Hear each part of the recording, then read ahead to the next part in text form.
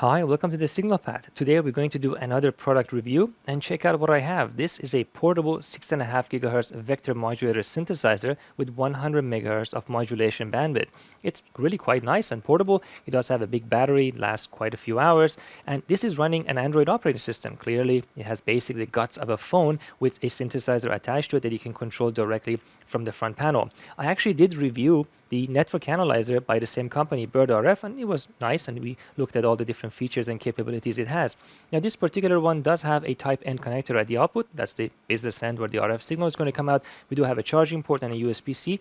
Unfortunately, you can't charge it from the USB-C. It's only for data, and the API is not quite finished, and this is for where you can charge the battery. This little blemish you see here is my fault because I've already done the teardown and analysis of it ahead of time. This, as you can see, these are all the ports that's on there. It is not waterproof, even though it is intended to really be used outside. You got to be careful. It does have fans here at the bottom that is going to cool all the synthesizer stuff. There's a lot to talk about here. I want to dig into the hardware. I want to do a detailed RF analysis and measurement on it. It has a lot of software features that we want to dig into. So let's get started.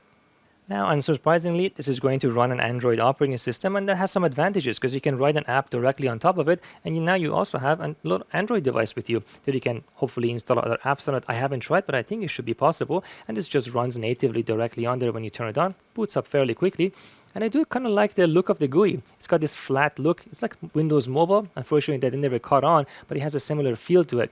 Now, the immediate thing I noticed when I started using it is that you cannot rely on these tiny little triangular arrows to control the frequency and the power. You definitely need to push some of these options down to make a big rectangle here that shows the frequency with all the digits, and also one that shows the power, so that you can also set the steps that you want to apply. Because here, if I press this, it goes by 100 megahertz, and I have no way to control that. And here it goes by 0.1 dB, and I have no way to control that. And if I tap on this, I have to enter the number. And you really want to see all the individual bits there because you want to be able to control that with very small steps. So that's an immediate change they need to make. But overall, it's really quite nice and responsive. We do have some sweep functions in here, which we will take a look at. And I want to go through some of these functions. Everything is licensed individually, which is a little bit annoying, really granular, but depending on what you need, you don't need to obviously buy all of them. The really important ones are things like modulation, digital modulation, and arbitrary waveform that you can input into it. Now, given the fact that this thing runs Android, it's no surprise to find a simplified phone in here. They've essentially taken a very basic Android phone, removed the battery and the things they don't need, like the SIM card, and they're taking the USB connection directly out from their power and a few other things, and they're just routing this out into the RF deck. So pretty straightforward, and it's a quick way to create a product because you don't need to reinvent the phone. So much money has already gone into making these phones as inexpensive as possible. You just develop around this, and the operating system and the application will control that. And the RF deck is the interesting thing here, so we will take a look at that. And here's the battery. Comes out fairly easily, 50 watt hour, and it's nice to see that there are metal inserts everywhere, including on the battery compartment, which is on the other side of this here. There's some aluminum in there to further block any kind of EMI, and this means that you can replace this quite easily. But we should take a look underneath this and see how they put it together, because there should be a lot of cool things under the cover. So there are multiple USB abstractions that communicate among things, and that kind of makes sense because USB chipsets are inexpensive and you can send a lot of data over them. So here's the USB-C to the outside world. This thing itself is the USB that connects to the Android phone, and there's another one that connects to this RF deck, whatever is in there. There's also an interesting single wire coming out of here. I'm not sure what that is for. Perhaps we'll find out when we take it apart. But the power must be coming from here too, because there's no other interface to this. These two buttons that you see here, wires I should say, they go to the side button actually, so there's nothing unusual. We do have some DC-DC converter and STM32, which handles the USB-C interface, and there's two fans underneath this too, so when we remove this board we should be able to find them. But it looks like there are multiple boards under this cover too, so we should take everything else apart. And here's the RF deck, and much like many of instruments like this, the RF portion and the digital portion are separated into two boards, and this is quite common because you can put your FPGA, your application processor, and everything on one side, and then all the RF magic on the other side. And these two boards obviously need to talk to each other somehow. There's a connector here in the back that connects to this one on this side, and they're basically sending IF data as well as control and power and everything through there, and this fully isolates them because this is solid in between. And when you close the cap on top of this, the lid of this intersects all of these different traces, and it separates the blocks from each other. So we're going to do a detailed analysis of how this is actually put together in its architecture and some of the consequences of its design. But overall, I like the build quality. The connector is really, really solid, and you could change it if you want to. You just have to melt that solder and then unscrew it, and you can replace it. This is a fairly easily replaceable part, which is also nice. And the power and interface board is also nothing unusual. It's nicely tucked away. We do have fans here at the bottom. There's actually have three wires where the RPM measurement wire has been cut. I guess they're not using that. And these two blow air across the main chassis that you saw to cool everything down. So nothing unusual. And as you can see, this is obviously not waterproof because all these connections interfaces are open and the fan is open. So if they want to make a version of this that is waterproof, it's going to need quite a bit of work to replace all of that. And here's the big picture of the RF board, and it's quite nice. Even though we have some of the components markings laser off, we should still be able to do a reverse engineering, quite detailed actually, by just looking at how things are connected to each other. Now, what does this board need to do? This board needs to create signals all the way up to 6.5 gigahertz. It needs to be able to apply vector modulation as well as pulse modulation, provide amplitude control over the entire range, and give you reasonably good performance in terms of harmonics and spurious tones. All of that needs to happen onto this board because there's no other RF section. The other digital board provides the IQ inputs into the vector modulator but has nothing to do with the RF section. So there's a lot going on here. So I apologize in advance. I'm going to go into a lot of detail. Hopefully you'll find it interesting. Now, much like any synthesizer, you're going to need a reference clock, and then you can derive all the other frequency references, everything else generated in the system based on that. This is common. This is how basically all synthesizers are made. In this case, we have a 10 megahertz TCXO, which is the primary reference frequency. Now, if you notice, there is no way to override this. So there's no external reference signal coming in to overriding this one, so you're stuck with whatever this is giving you. And they're using a 100 megahertz VCO, which probably doesn't have a lot of tuning range, it doesn't need to lock that to this 10 megahertz.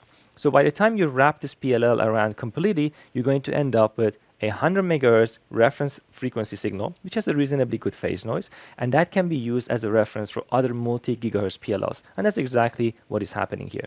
They're taking this signal and they're passing it into two individual PLLs to generate all the other multi-gigahertz signals, and those are identical. You can see one over here, even though the label's been scratched off, it doesn't matter. These are most likely some ADI PLLs.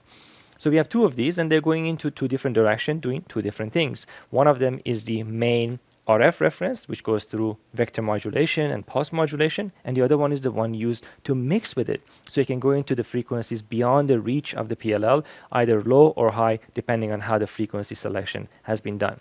So starting from the bottom one, it looks like there are two different paths. And this could be because this particular PLL may have a divide by 2 path and a fundamental path, or a fundamental path and a double path in order to cover the entire frequency range. And there's a switch right over here to select between the two of them, and we do have filters at the output of each one. And these filters can then be individually selected to get rid of the unwanted harmonics of these PLLs. If you notice around this entire board, every once in a while you'll see these components that are at a 45-degree angle with respect to the trace. There's quite a few of them. And these are actually very small attenuators, pads, or equalizers, maybe 1, 2, or 3 dB. They do a couple of things. First of all, those tiny attenuations actually help a lot to relax the matching between the interstages.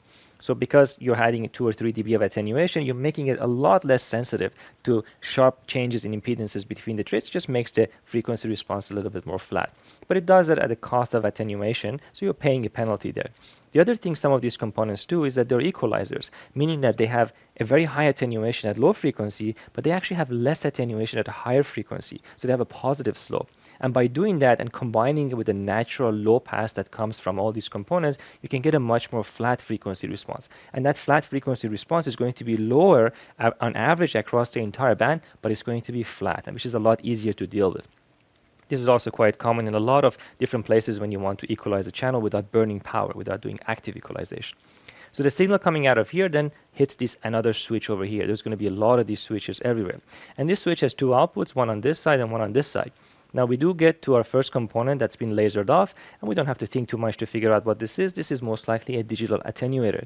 And these digital attenuators are typically made by P semiconductors, and they have pretty good performance, about 0.25 dB step, maybe 30-35 dB of attenuation range, which is quite nice. And this then becomes the RF input of our next component, which is also marked off, but we can guess what this is also because of what's around it. If you look here, we have two identical differential filters that feed into it. So what could this be? Well, this is our IQ modulator. We do have two baseband inputs coming from the DAC on the other board. They're getting nicely low-pass filtered, and then they go into our modulator. By filtering them, we get rid of all the unwanted tones and noise and everything from the DAC, gives you a nice clean signal. So this is probably some ADI IQ modulator up to about a 6.5 gigahertz or so. or maybe only up to 3 gigahertz, depending on how they're mixing the rest of it.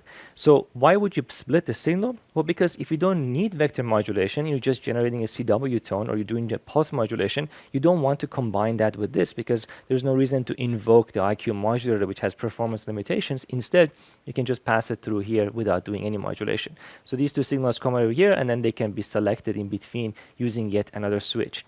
Now the output of that goes into two cascade components, which look a little bit unusual at first, but if you think about this, these themselves are actually switches.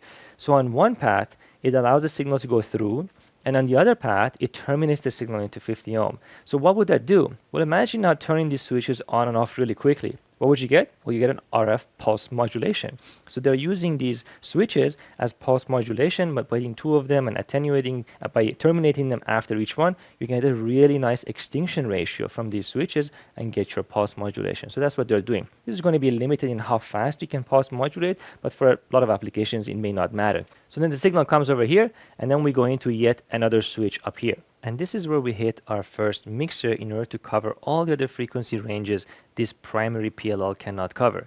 So within the frequency ranges of this PLL, we just simply take this path, and then we go into another selection switch. But if you need to cover the other frequency ranges, we do have a mixer over here, and the signal from this mixer is coming through here. So if you follow this, we have a synthesizer, we have a big amplifier, relatively big amplifier, we have its bias C network, this is an inductor, we have two filters right after to clean it up. We do have a little bit of an attenuation, in this case done by just resistor pads onto the board itself, and then that becomes the LO signal of this mixer, and that allows you to mix it all the way up or down depending on the frequency selection. We have another pad here, we do have again two other filters to clean up all the other signals you're not interested in, and then we select it again over here. So by the time you reach at this point, I believe this point over here now has to cover the entire frequency range of this instrument. Now notice how early this is in the chain. There's still a lot going on here, and I'll talk about that a little bit as we go through and the advantages and disadvantages of doing this. But the signal is basically ready here. The signal has pulse modulation if you want to, it has vector modulation, it has the entire frequency range, and all the phase noise characteristics of it, and the noise floor of the instrument is now determined at this point. Anything else you do after it can only hurt it. It cannot make it better anymore. So something to keep in mind. And then we're going to have to do another amplifier. You can see that amplifiers again do have their bias C networks, and then we hit our first attenuation.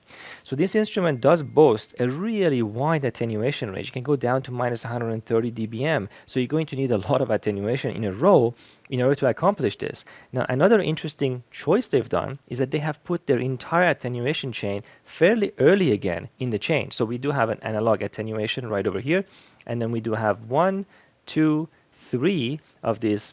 Marks are gone, but we know what they are. They are digital attenuators. So the combination of these three, let's say each of these is about 30 dB or 40 dB or so, maybe 35 dB. You have three of those, that's already almost 100. You got another 30 in there. Yeah, that makes sense. It's about 130 dB of attenuation control along this entire chain. So the signal arriving here now includes the primary attenuation of the instrument. Generally speaking, for synthesizers, these attenuations happen at the very, very end before you leave, because you want to attenuate everything at the same time. That is a subtle point. Let's think about what happens if you add noise after this point. If you add noise after this point, as you attenuate the signal goes down, but the noise doesn't, because the noise is generated after the attenuation if you do generate any noise. As a result, you could have a situation where your signal to noise ratio gets worse faster than the rate of the attenuation does, depending on what's after it, of course. The advantage is that when you put the attenuations at the end, the attenuators need to see the entire signal. So they do have their own limitations in that case, and they do have their own insertion loss and nonlinearity. This is a subtle point here that hopefully you can appreciate the difference between those two approaches.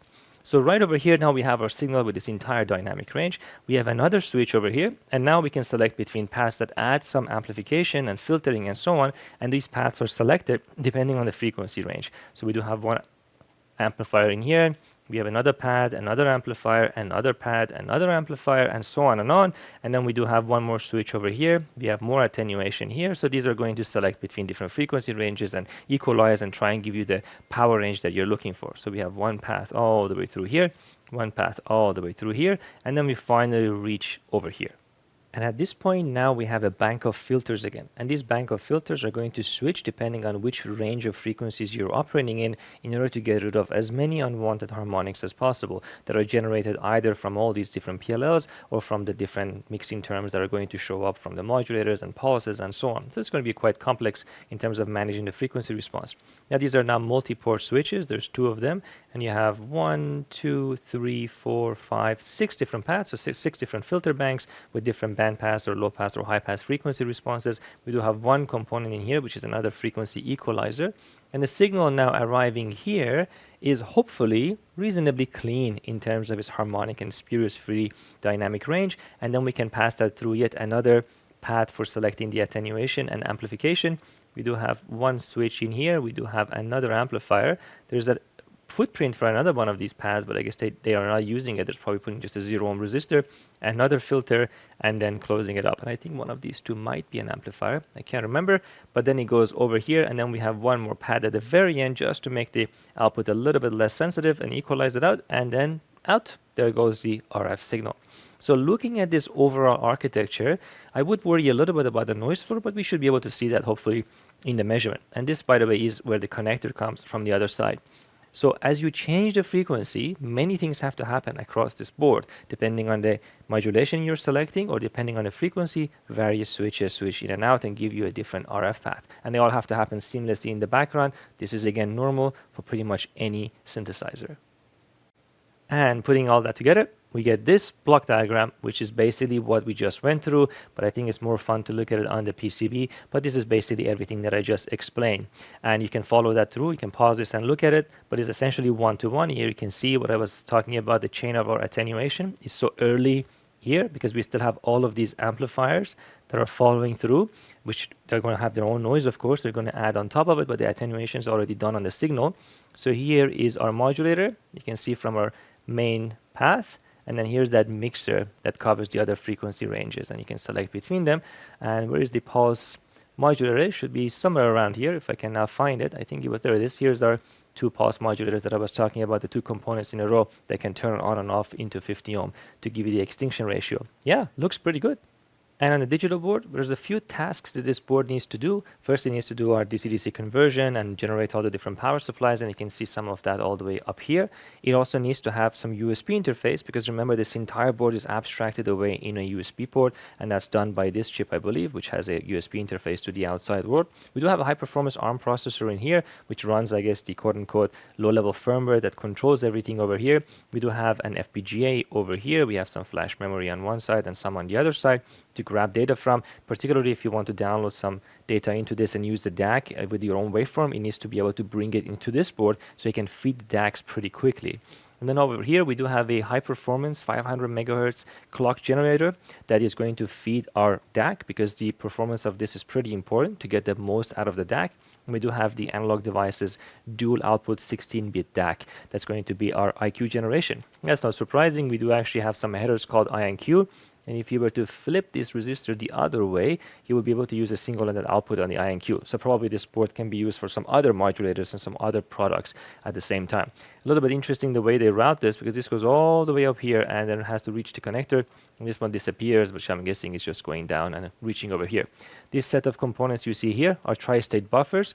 They're pretty important in this case. They're high speed, and they have to drive all the stuff we saw on the RF board, because there's nothing else on the other side. There are no brains on the other side. Everything is over here, and this needs to communicate to that through all these different interfaces. Aside from that, I don't see anything unusual. So you can download your waveforms, and then it's going to go to the DAC. It's going to go to the other side. Yeah, pretty nice. A few other DC stuff over here. There's a trigger port, which is interesting. Probably in some other instrument there is an external trigger input that you can trigger your waveform so you can start at the edge that you're looking for. This instrument doesn't seem to support that. Some other clock generations, actually quite a few of them, for different things over here, because you have multiple different components that are going to require some kind of a clock.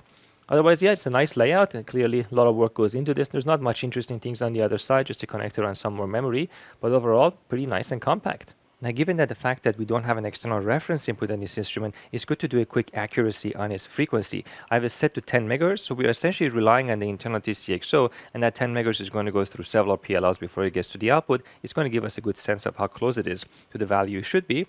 And check it out, I'd say it's pretty close. Now it took a while for it to warm up, but once it did, it's been hovering around 10 megahertz fairly well. It's only a few parts off, which is pretty good. Now, of course, every unit is going to be a little bit different, but this should be calibrated to some extent, and hopefully once the temperature stabilizes, it should give you a good result. Now, if you set this to 1 gigahertz, we would just simply expect this to be multiplied by a factor of 100 because the frequency is determined by the 10 megahertz TCXO.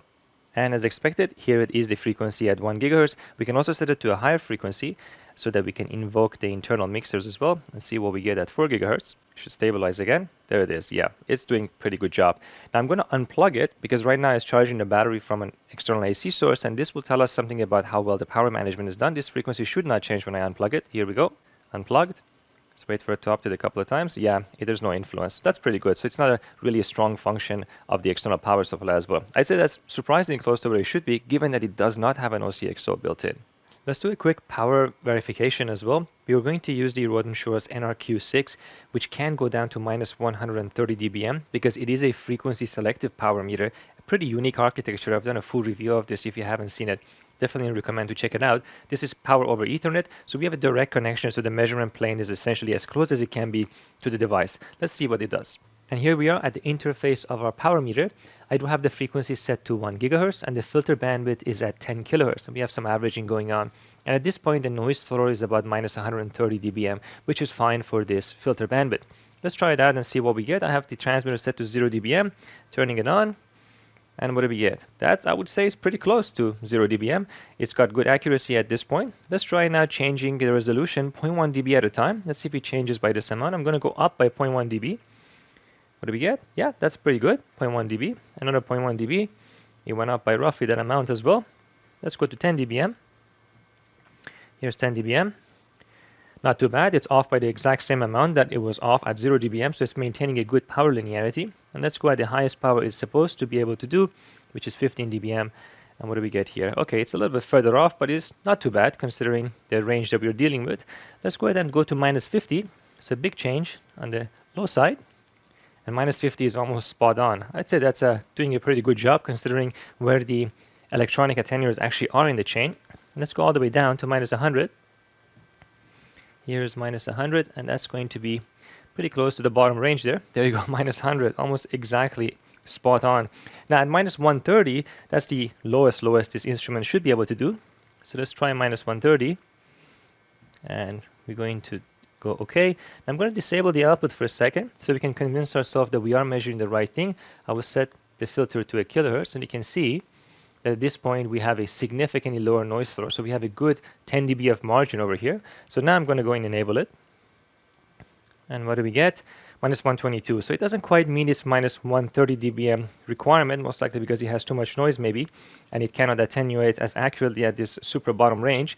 Now you may ask, how do I know that this is correct and it's not because of the instrument? I will show you this measurement on a different instrument so we can verify that under the exact same settings. But it seems like it is missing a few dBm at the bottom side. Let's put this back now to 10 it was, and let's go to a higher frequency. Let's go to 6 gigahertz here. Here we go. Let's see what it does at 6 gigahertz. So I will set the power back to 0 dBm here on the instrument, but I will set the frequency at the same time to 6 gigahertz. Let's see how good it is here. Minus 0.8. So it does have a little bit of drop at higher frequencies. Keep in mind that the NRQ6 is automatically corrected. When you enter the center frequency over here, we can also look at the signal to make sure it is there. Yeah, there it is. There's our tone, and there's the rest of the phase noise and other artifacts coming from the transmitter. Yeah, it looks good. So we can try this also at minus 50 dBm, just for sake of being thorough. Here you go, minus 50 dBm. So yeah, it's about almost a dB off at this point at the higher frequency ranges. But overall, I would say considering the instrument size and everything, it's performing reasonably well. And here's our verification setup. We're going to use the Rohde & Schwarz SMBV100B, which is one of the best vector of signal generators you can buy right now. So it's not a fair comparison. This is just for verification. We have the output set to minus 130 dBm at 1 gigahertz, exactly like the other instrument. This actually can go down to minus 145 dBm. Let's see if this reports the correct value. Okay, going to enable now the Rohde & Schwarz. Here we go, enabled. And look at that. That's what I was talking about. We are at minus 130 dBm. The small variations you see is that because we are pretty close to the noise floor of this instrument, the NRQ6. But yeah, as you can see that it is possible to accurately measure this value. So now let's take a look at an actual CW signal coming out of this synthesizer and see how it looks like, look at the characteristic and noise floor and harmonics, and we're going to use the Roth&Schwarz FSW for that. And because we're also going to be using a phase noise measurement as well, I'm using a very high quality cable over here to make sure there are no interference on it so we can get a good phase noise measurement. And here we have the FSW sweeping from 0 Hz all the way to 10 GHz, which is far above the frequency range of our generator, so we should be able to see all the harmonics. The generator is set to 1 GHz and 0 dBm. The output is disabled, so I'm going to enable it right now. Here we go, and there it is. There's our main tone right there at about 0 dBm and at a 1 GHz exactly like where it should be. But take a look at this. We do have a raised noise floor, just like we were predicting when we reverse engineered the PCB by looking at where the attenuator and the amplifiers are placed.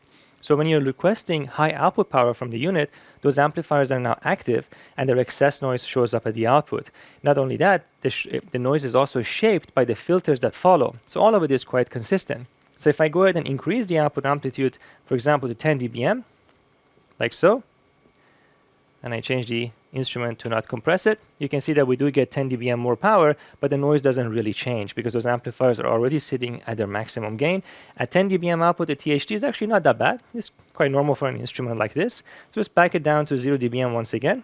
So now at some point, when I back off the power, eventually those amplifiers are no longer needed and they will be switched off, and then the other path will be selected, and I suspect that at some point this noise will disappear. So let's try minus 10 dBm, see if it's present at minus 10 dBm. There you go, yeah, we can see it is present. So the signal went down by 10 dB, but the noise did not change. So the SNR did indeed degrade and the spurious free dynamic range got worse. So let's go down to minus 20. At some point, it should disappear. Here's minus 20. There you go, take a look at that. Now it is gone because we no longer need it, so the excess noise is gone. So if I go back and put it at 0 dBm again, the noise is going to come back. Now if I change the frequency, we should see other filter banks selected. So this noise should move at some point to the other frequency bands. So let's try 2 GHz in this case. Here's 2 GHz. Look at that. You see, the filtered noise now moved on to a different band. That noise is essentially broadband, is always there. It's just filtered by the different band selections. So we go to 3 GHz here. It should move higher. There it is. We go to 4 GHz, and it will be even higher then. And I think at this point we're at the last filter stage anyway, so if I go to 6 GHz, it shouldn't matter. There it is, there's our tone. You can see that there's a little bit of drop, low pass filtering. So it behaves exactly like the theory predicted, and indeed does have some limitation in terms of the noise floor. It depends on all what you're looking for. And that's going to show up in the phase noise because it's going to determine the lowest level you can measure at the noise floor of the unit. And here's the measured phase noise, and there's a couple of interesting characteristics worth paying attention to. So I'm measuring this at 3 GHz, right in the middle of the band of the instrument, and I'm measuring it at a 10 dBm output power to give the instrument the best chance. So the arrived power is about 8.8 dBm. There's some loss in the cable, which is normal. And I'm measuring the phase noise all the way from 100 Hz to 100 MHz, actually 300 MHz, offset from the carrier. So we see a nice broad range of the behavior. First of all, there are 2 spurs. There are about 7.675 kilohertz offset sitting there. They are quite consistent. This is not from the FSW. This is from the unit itself. I've already verified that. And you can see the measured result. Now notice how it flattens out towards the end, and that's because of that raised noise floor. We cannot go below minus 133 dBc per hertz because of that noise floor that is present, and that's why it flattens out. Technically, it could go further down if we didn't have that issue. The shape of it is reasonable, it's well behaved. This is what you would kind of get from an ADI synthesizer, for example. And at, let's say, 10 kilohertz offset, we had minus 107 dBc per hertz. At 1 megahertz offset, minus 126 dBc per hertz is reasonable. It's okay for a handheld device. It's going to do most of the jobs you're looking for. But this noise floor could be a problem depending again on what application you're trying to apply this to, but generally it's a well-behaved one. I can't quite figure out where these tones are. Probably some internal signal that's being generated. They're quite low. 5-6 kilohertz is quite low. Could be from the synthesizers themselves, but overall reasonably well behaved. So let's try some multi-tone generation. For example, a 2-tone generator that this has an option for. 2-tone generators can be used to measure OIP3 or other nonlinearity behaviors of other circuits, so it's quite a useful feature. If we select that over here, we see that we can choose double sideband, upper sideband, lower sideband, or DTMF. Now, as soon as you choose lower sideband or upper sideband, you basically lose one of those 2 tones because you're using an IQ modulation. So it's going to apply sine and cosine to the IQ signals. In reality, a 2-tone generator should always be 2-tone, and you should be able to place it either in the upper sideband or the lower sideband. So I think this needs a little bit of adjustment. Now, in terms of the frequency spacing, you can select up to 10 megahertz. You have chosen 5 megahertz of frequency spacing. Let's go with double sideband and apply that and see what it gives us on the instrument. And here's what we're getting with the double sideband modulation. Now we know this instrument uses an IQ modulator, and as a result you're going to have some LO leakage, and the LO is going to show up and it's very difficult to get rid of. In advanced synthesizers there are auto calibration functions which measure and remove those terms when you want to generate signals like this on both sides of the main carrier. This one doesn't have that, so we're going to be left over with whatever LO leakage we have. And this particular one is at 1 gigahertz. And it's going to be different depending on the carrier and depending on the temperature, of course. And we do see our two tones on each side. They're nice and same amplitude. And the IM3 terms are being detected on the outermost layer. There's some additional mixing terms in there. But because we do have the LO leakage and some other mixing terms in there as well, there are actually stronger harmonics sitting in between the main tones and the IM3, and they're not being taken into account for the TOI calculation, which only looks at the IM3 terms, giving us about 21 dBm or so, which is okay. Just keep in mind that there are other mixing terms that are present in there. So now if I change this and just ask for the lower sideband, for example, you can see that we will lose the lower sideband is now significantly lower in amplitude. Now the difference between these two is our image rejection of our mixer, and everything else is going to be there because there are the nonlinearities and other harmonics. So I think this should be changed a little bit. So we can place two tones, for example, here or two tones here rather than on each side of the carrier. I think that's going to have more utility and more use, and that way you'll be also a little bit further away from the carrier, which could be useful in some of the measurements. And here's exactly the same measurement, this time with the carrier at 6 gigahertz, and you can see that the LO rejection is not as good at 6 gigahertz, but the IM3 terms still give us roughly the same TOI at around 21 dBm, but the other mixing terms are actually better. So yeah, this is going to be a function of the carrier frequency as suspected, which is why I think it's useful to have them on each side rather than on each side of the carrier. So let's do some analysis on the pulse modulation and frequency modulation capability of this instrument. We're going to use the Signal-Hound real-time spectrum analyzers. These instruments are absolutely incredible. I've done teardowns and review of these. Definitely check them out. Terahertz per second of sweep rate with a whole bunch of very nice functionality in the software, which we will see in a second. So we have it connected with fiber to the computer, and we're going to use the pulse modulation first and see how well it works. Alright, I apologize for the sideway view, but the pulse modulation is pretty straightforward. We can define the pulse period and the pulse width. We're going to do some additive pulses here, and the pulse width can become pretty narrow, as small as 0.1 microsecond, which should be interesting during analysis. Let's start with something easy, 500 microsecond pulses, and see how they look. Okay, so here's the spike view of our real-time spectrum analyzer. Right now we are not applying any modulation, so we have a nice single tone in the middle. I'm going to apply our pulse modulation. And look at that, we get some broadening of this tone, which makes sense. But this doesn't give us a lot of information about the quality of the pulse modulation. We need some real-time analysis. So let's go over here into zero span. I've already configured it so we can see how it behaves. See here are our pulses. That's exactly what we would expect to see. These pulses are 500 microseconds long and the period is 1 millisecond. We do see the waterfall is quite good. And what I'm paying attention to are these transitions. These transitions do not seem to have a lot of overshoot on them, which makes sense because we're just turning switches on and off. All the PLLs remain locked, which is one of the reasons why it has such a clean response.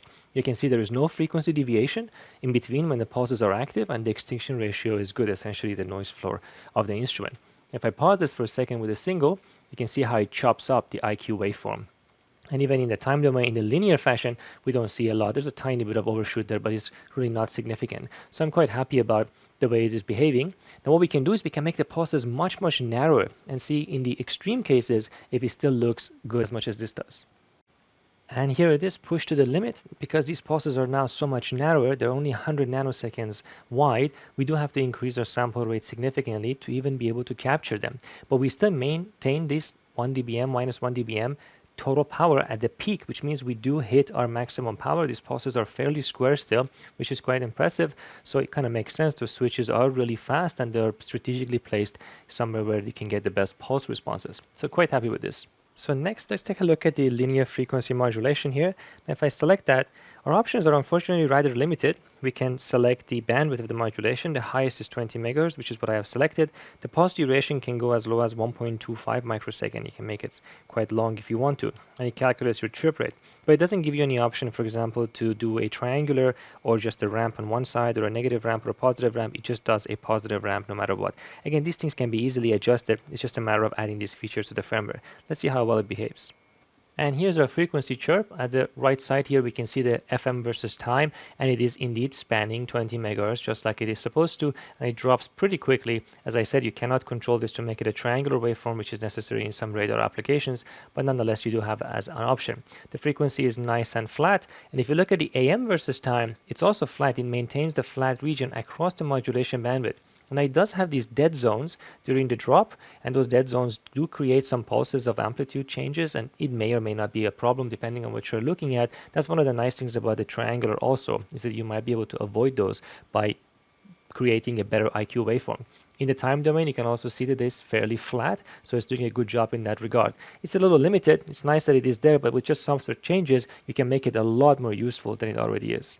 And next, we're going to use the synthesizer directly connected to channel 1 of the Tektronix 6 Series MSO68B, which is a phenomenal instrument. It has a lot of advanced capabilities because of its digital down conversion. So we're going to analyze the modulation, FM, AM, and PM modulation, as well as some of the sweep functions on it. Now, in terms of analog modulation, you do have a few options. You can do AM, PM, and FM modulation, and you have a few built-in waveforms you can apply directly to the signal. You can go as high as 10 megahertz in terms of the modulation frequency. It's fairly basic, so let's see how well it performs. And here is the display of our oscilloscope, and look how wonderfully we can display this AM modulation. So this middle one is the time domain. You can see the envelope of the AM modulation, and at the top is the spectrum. Now, if you look at the spectrum, you see that kind of looks strange because you don't expect to see so many tones. You only really should see the 2 tones around the carrier for the AM modulation. And you're right, and that's because there's a little bug in the software that is generating the AM modulation, and every once in a while there is a glitch. So the signal at the bottom is the amplitude versus time that you can extract directly from this. This oscilloscope is absolutely amazing. There's simply nothing like it in the market in terms of the capability it has in digital down conversion and frequency and amplitude and phase analysis. And you can do this up to 2 gigahertz of instantaneous bandwidth, which is really amazing. So we can catch these glitches, and these glitches are responsible for all these other harmonic tones that you see. That means that these glitches themselves must be periodic. So there must be a minor bug in the AM modulation. But we can also change the modulation format. We don't have to use a sinusoid. As you saw, it supports a few other waveforms as well. And here's a triangular modulation, essentially the same thing. It does have those glitches. Most likely it's something to do with the end of the file as it is rotating around. It must be something wrong with the bits at the end. It should be easily fixable, but you do have a few options for AM modulation. Now, because the pulse modulation and all the other kinds of modulation that are done through the vector modulator are independent from each other, you can superimpose them. So here we have a pulse modulation on top of the AM modulation, so you get these bursts of AM coming in between where the signal is enabled. Now, you can see that they're not synchronous, so you're not always catching the same point in the AM modulation. That probably is something that can be added. In some rare situation, you may want to pulse to always line up to the beginning of another waveform, although that's pretty complicated to do, and the user would have to figure that out. But overall, it's nice to see that you have 2 independent kind of modulations that you can superimpose. So the built-in frequency sweep is also fairly basic. It gives you 2 different frequencies that you can start and stop from, and you can also set the sweep step. And you do have 3 speeds you can choose from, 10 millisecond, 50, and 100. And that's really it. You can't specify any of your own speeds. It's just based on the PLL locking. I'm assuming that they have selected. You can do a single or a continuous. Let's see how that looks like on a wide sweep range. And here is the result of that sweep. Now, this is a very difficult measurement to make because you're looking at about 800 megahertz or 1 gigahertz of sweep across a really long time. And in order to capture it in time, you have to sample it at a fairly high rate. So we're sampling at 6.25 gigasample per second, capturing 250 million points. And then on top of that, we have to do all of the computations and the digital down conversion, which is done in hardware, and then extracting that and displaying it. So of course, the operate rate is going to be a little bit slower. But there is a problem here that we can capture with this oscilloscope. So I noticed that there was clipping, even though the signal itself, which is in the middle, the time domain signal, never really exceeds the vertical display here. But if I put the trigger right around here, you can see that this instrument generates these really strong pulses in between the different frequency steps. And there must be some bug again in the firmware where you have the PLL unlocked and the amplitude and the attenuations are all the way at the lowest point and some misalignment in setting the bits. So it's generating these strong pulses, which can be a problem if you weren't expecting it. So we're capturing this, there's a burst of a signal, then there's a quiet period. And that quiet period is probably where it's muted because the PLL needs to reacquire and relock, and then the next frequency and then the next frequency. So this tiny little window that you see here is a spectrum view of this slice of time. So I can move that and put it somewhere else. So right now, every time it captures it, you can see that this particular burst was at 3.4 gigahertz. On the next capture, it may be somewhere else because we're not synchronized with the sweep of the instrument. So let's wait for another pulse to come through. And then as soon as it gets updated, it should jump to a different frequency. At the bottom here, we have the frequency versus time. So each of these slices, you can see that they are individually stepping through all the frequency steps. So this is minus 300, 400 megahertz, and depending on where you catch it, you can see these are nicely in sequence. So every time it's stepping by 50 megahertz. So all of that is properly captured. There's some spurious tones and so on. Some of it are actually from the instrument and some of it are from the synthesizer. But yeah, it is doing what it's supposed to do. But of course, these really subtle differences between the points need to be captured with an instrument like this to appreciate that. So this bug definitely needs to be removed. But at least now we can see the shape of the waveform and what we can expect from the sweep. It's not the greatest thing, but it works depending on what you're looking for. If these dead zones are a problem to you or if you want to sweep faster, this particular instrument will not be able to do it. But for some testing across some frequency ranges, it's certainly sufficient. Now, one of the nice features of the unit is it does have that 100 megahertz of modulation bandwidth capability because of the ADI DAC and the IQ modulator that is built into it. And one way you can access that is by using the digital custom modulation. Now, if you go over here, you can specify your sequence length, the type of PRBS that's being applied, and the highest symbol rate you can do is 100 megasymbols per second, which is what I have selected. You can also select a combination of various modulation types. It goes, I think, all the way up to 256 QAM. It has FSK and a whole bunch of other things. I think it does have PSK as well, which is a SATCOM communication typically. So you can use all of that, which is quite nice. Here I have set it to 64 QAM, and you can apply a filter. I'm just going to leave it off at a 0.35 root cosine filter applied to it. So once you do that, and then you can specify a carrier frequency. Here I've chosen 5 gigahertz. We can try that 2 different frequencies and at 0 dB in output power. Let's see what the quality of that constellation is. And for this analysis, we're going to use the Keysight MXA, which is right now in remote mode because I have BSA software running on the computer so we can do a performance analysis on the constellation. So here's our measured constellation raw without any equalization applied, and the EVM is sitting around 5% with an SNR of 26 dB. You can see that we do have some quadrature error and gain imbalance, but this is difficult to estimate because it does need equalization. So let's go ahead and apply the equalization here. I'm going to let it run. And it's going to slowly improve the situation here. And at the same time, we're going to get the frequency response that it is correcting and the impulse response of the entire modulation. You can see that it does need some equalization because of the bit of ripple here in the spectrum centered around 5 gigahertz. Now, once it stabilizes, you can see that the EVM goes down to about 2.5% or so. SNR is improved, and we do have a quadrature error of about 1.8 degree. Now, this is not corrected, but they could correct this if they wanted to. They can characterize the entire frequency and then have it in memory and then apply the appropriate offset. It's going to be a lot of work, but it is possible certainly to do that. And if you're going to apply your own waveform into it and download your own waveform, of course, you can pre-correct this, but it's good to see what it does inherently. If I auto-scale that, then you can see we're sitting at about 0.75 dB per division over here. Yeah, it does need some equalization, but it is getting slightly better. Quadrature error is still about 1.7 degrees. That's probably the main reason why the EVM is around 2.3%. This now looks reasonably good, and this is at a 0 dBm output power. But this is going to look different at different frequencies. This is at 5 gigahertz. Now we can do exactly the same thing at 1 gigahertz and see how it performs at lower frequencies. So here at the 1 gigahertz carrier, we see a similar constellation. Now we do have some gain imbalance as well, but the quadrature error is about the same.